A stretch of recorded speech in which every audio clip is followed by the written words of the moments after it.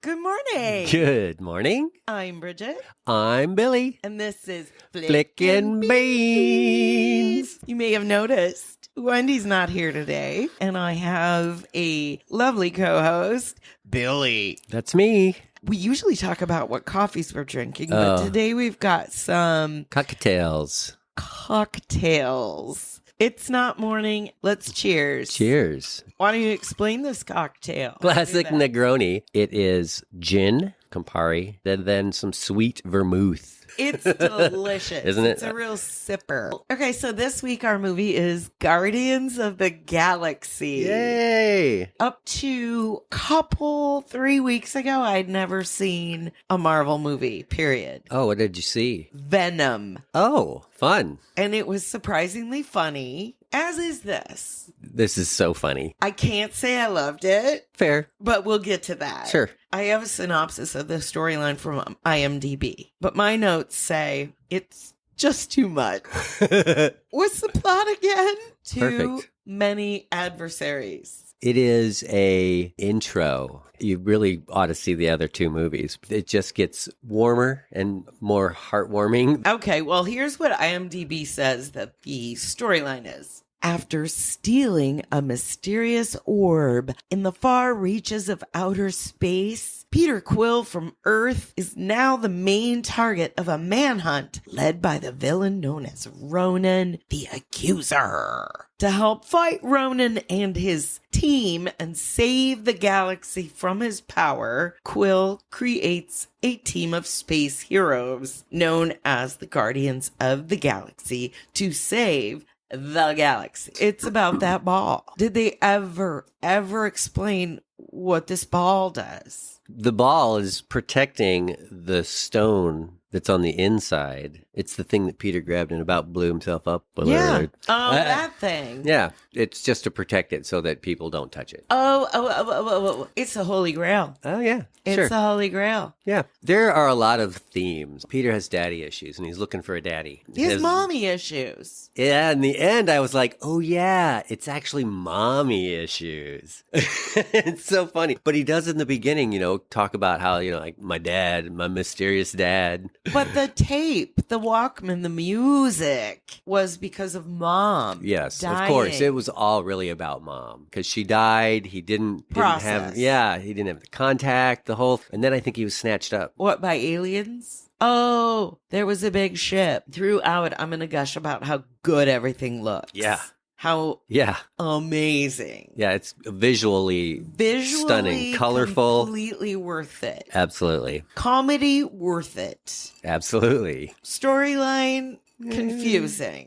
Part of it is that a lot of those characters I know this from my childhood and reading Marvel comic books, not from watching Marvel Universe. This is mostly what I've ever watched of the quote unquote. You were a little boy. Well, I was older than a little boy when I was still reading them. Right. But nerd alert. But so like the Thanos and Ronan, those are characters that are strewn throughout. I agree with you on the sort of convoluted plot line. It was like a pilot episode. It was a over 2-hour pilot. There was so much like introductory stuff. They got to sort of give you an idea of who people are, but only just a little idea. It felt like sometimes they would just meet up with a person, encounter a person that was their enemy, and then just kill them. Yeah. Yeah, way too much for me to follow. Right. And that's not saying that the movie's bad. The budget for this film was $170 million. And I don't think that's all that. Check this. Opening weekend, US and Canada grossed $94 million. Wow. And then overall, worldwide, $773 million. Hugely popular. For the same reason, I'm wondering if I go to see the Minecraft movie, but I have zero knowledge of Minecraft. Ditto. Other than Ditto. it's a game and it's chunky. Yeah, we're of a generation, apparently. I saw some kids one time playing with oversized foam swords. And Oh, yeah. I mean, I'm hip enough to know that's a Minecraft sword. Let's talk about the characters a little bit. All right. Okay, so we got Chris Pratt, who, until we really encounter his new friends, is just about the only dialogue that's Oh yeah, he's worth also noting. weirdly like He's, that like, outfit he's wearing. normal. Yeah. He's like us. He's like normal, and everyone Oh. else is from outer space. Right, he seems like a regular human rather than he has no prosthetics. His dialogue literally saves this movie for me. Mhm. And of course, he's beloved. He's great in everything he's been in. His character has heart. Isn't like the Ravagers that he came from. He's Makes not a. me want to watch Parks and Rec again. Oh yeah, His band, Muskrat. absolutely. Also, the name Peter Quill.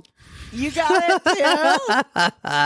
You thought so too? I think it's pretty funny. Yeah, that's a funny name. I was like, pencil dick. Yeah, yeah, Or Dick Pen. yeah. You know, it's mightier than the sword. Dick Feather.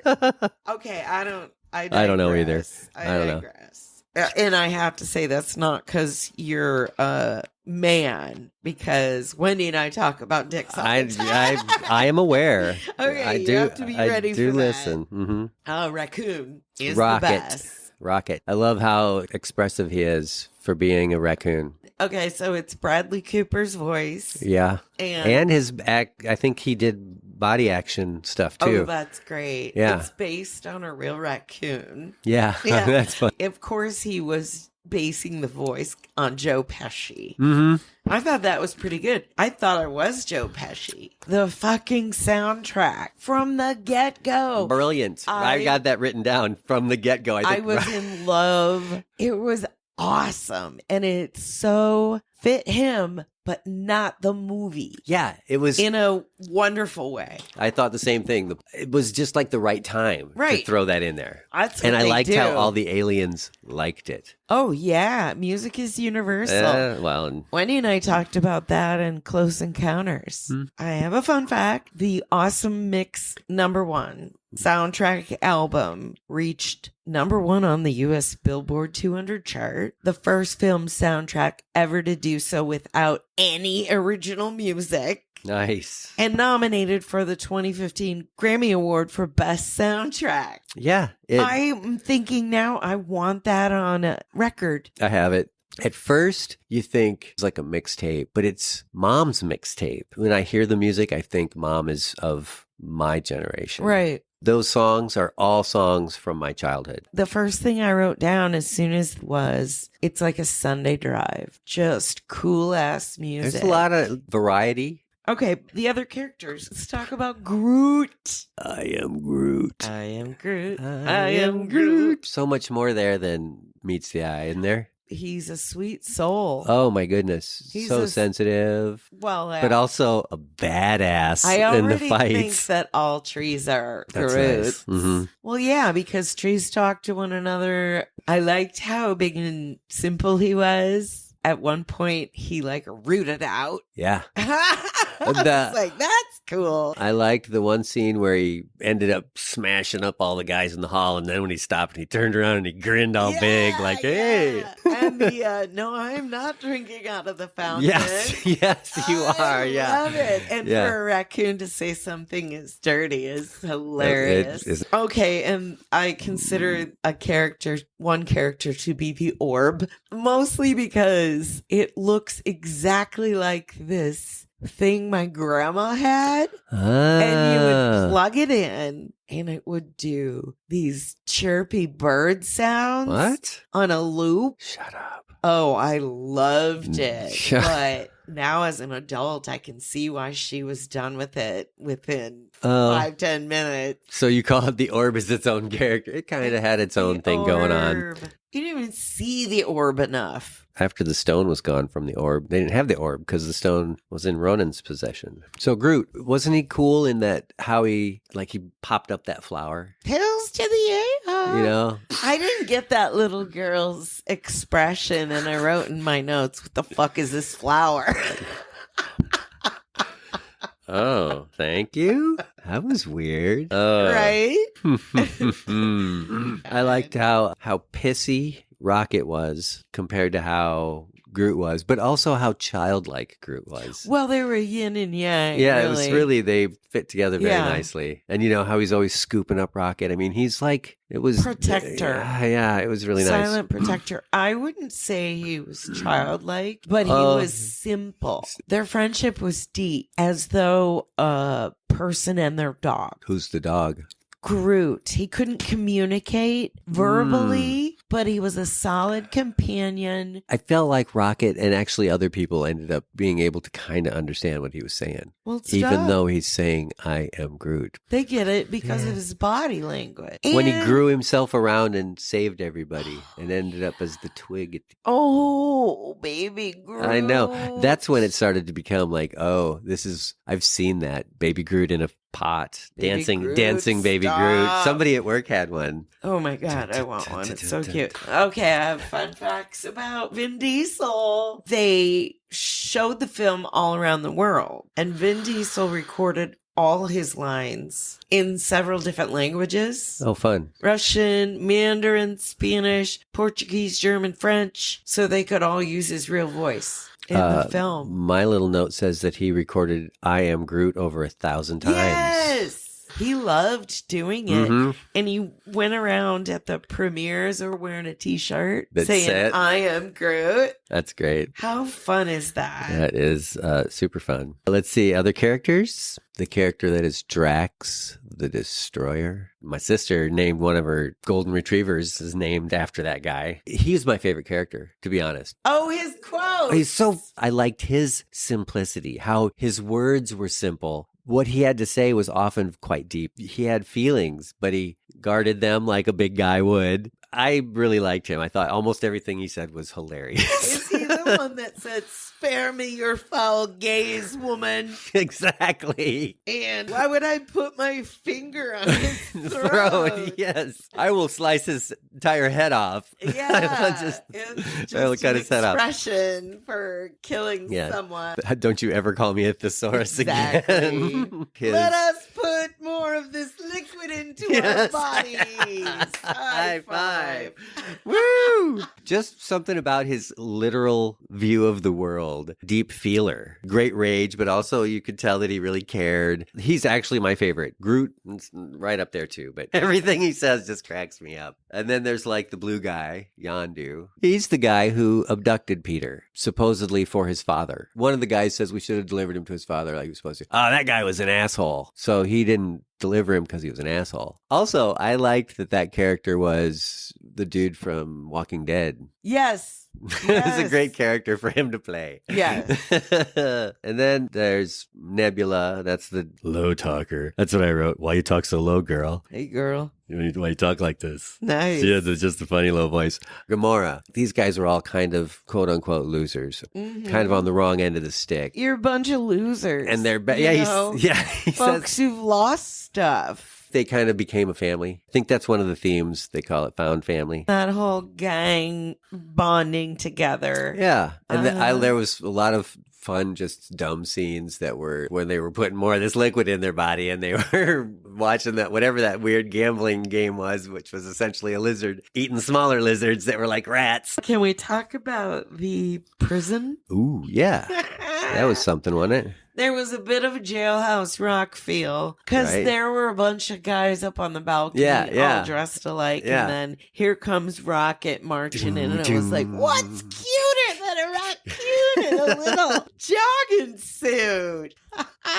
Second thought was the prison shoes are way cooler than the Crocs they brought right. out for Idiocracy. Yeah, right. That's how they took off, by the way. Oh, really? From that movie? They were No. a startup. Yeah, and they were like, these are cheap. Let's just get all these fucking yellow shoes. Wow. Exactly. Wow. Why did they give him a tomato sauce shower? Yeah, was it tomato sauce? I was like, that's like a tomato bisque.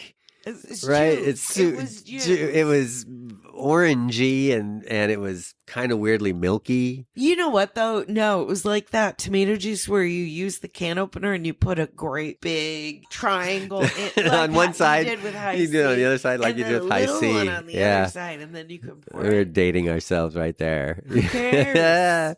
We're old Glug, ass. glug, glug, glug, glug, glug. We did talk about how cool it is to look at. Not only have they got a growing imagination for spaceships, Mm-hmm. They're good looking. so many of those backgrounds look like Hubble telescope imagery. Right? Yeah. When there's that scene where Peter and Gamora are like, so when he puts the headphones on her and says, "Listen to this," and right. they're and out then there, she talks really loud. which is like great. they do. I also really thought it was hilarious that Peter constantly spoke in terms of when he was growing up. You know, he talks about all the TV shows. I like how the people that he's talking to often push back. There was one where she goes, "I don't know who that is," or I don't know what Knight Rider is. Yes, well, Footloose. Oh, yeah, I don't know. Assassins Don't Dance, this classic movie called Footloose with a great hero, Kevin Bacon. Yeah, he was, The whole town has sticks up their butt. yeah, who put the And then sticks up she's their like, butts? That's cruel. Who put those? That's not nice. Oh, Just my the whole God. thing of how like he stays true to what he knows. 8 years old, that was the end of it. And then he was up in base with these guys who are like, I guess, pirates? Ravagers. I don't But know. Star-Lord. Star-Lord. Is a pretty cool nickname. that's- Nobody could remember it. No, that's how you see him at the beginning. He's wearing that crazy long coat that's You're like in Matrix. fighting clothes. Matrix No, it's cl- just an outfit. Yeah, what? This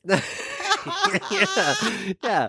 So he's wearing that and all this, and then at some point he says that his name is Star-Lord right there Yeah. at in the beginning, and you're thinking, what? Come Yeah. on. And so do the people that he's saying that to. I mean, oh my God. Yeah. That's the best. That's a good, like, to escape a situation. Mm-hmm. Kind of misdirection, Yeah. redirection. misdirection. I mean, Hey. they show you at the beginning, Peter's just like one thing after another is just piling on. How does he meet Rocket and Groot? They're trying to catch him. While he, at the same time, is running from Gamora, who's the world is really leaning hard on you, my friend. It's not going too well. I mean, why not just stay home? Well, I don't know. There's at some point I feel like they go to that place, the Ravager place, and it doesn't seem very nice. Benicio del Toro. He loves to play a weird character. There's a lot of them. That character was fun. What is he called? The Collector? And he had all that weird shit. The dog with the space suit. What the hell was that? I have no idea. Oh my God. I like it because it's funny. All the things that you like about it is the reason I like it. I like it's funny. I have watched the ones after it, and they do develop more in character wise. The third one in particular, I think, is my favorite. It's really funny. There's a funny twist that you don't see coming. It's worthwhile. Overall, I don't even think of them as Marvel movies. They're just funny action movies, only in outer space. I think after you've said this is a pilot, and after we've talked about it, I think I would be inclined to watch the next one. You're saying, oh, wait till the third. Oh, the next one's good too. I mean, We'll see. they develop those characters more. Okay. You only can do so much in however long. Did we do it? We've done it. We've flicked some beans. We flicked some beans. Okay, love you. Bye.